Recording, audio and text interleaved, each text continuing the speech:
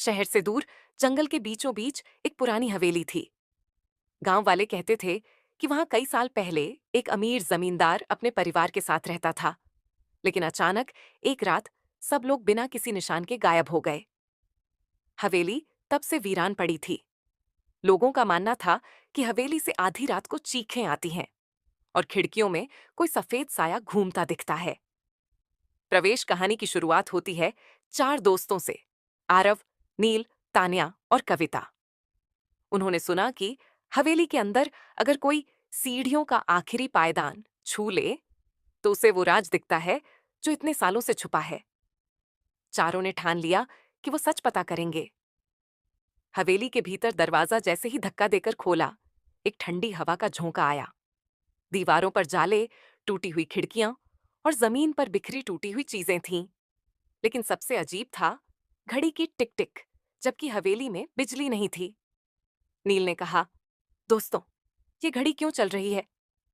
घड़ी का कांटा ठीक 12 बजे पर अटका हुआ था। राज की परतें सीढ़ियों की ओर बढ़ते हुए अचानक तान्या का पैर फिसला और नीचे फर्श की एक टाइल हिल गई। उसके नीचे से एक पुरानी डायरी मिली। डायरी में लिखा था, हमसे गलती हो गई। हमने उस कमरे का दरवाजा खोल दिया जिसे कभी नहीं खोलना चाहिए था। चारों दोस्तों की सांसें थम गईं। कौन सा कमरा? क्या वाकई जमींदार और उसका परिवार उसी कमरे के कारण गायब हुए थे? क्लाइमैक्स की ओर वे ऊपर की सीढ़ियों पर पहुंचे। आखिरी पायदान पर कदम रखते ही अचानक पूरी हवेली की लाइटें अपने आप जल उठीं।